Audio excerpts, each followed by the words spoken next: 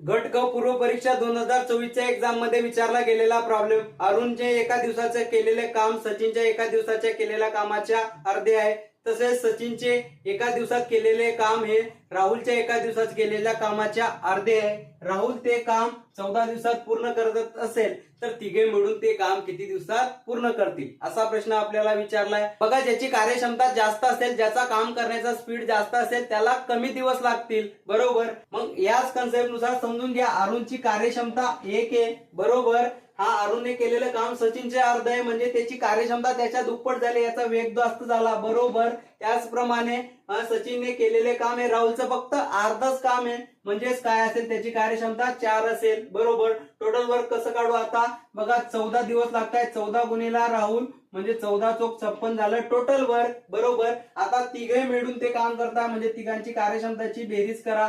1 आणि 2 3 आणि 4 7 असेल, मग 56 भागीला 7 करा.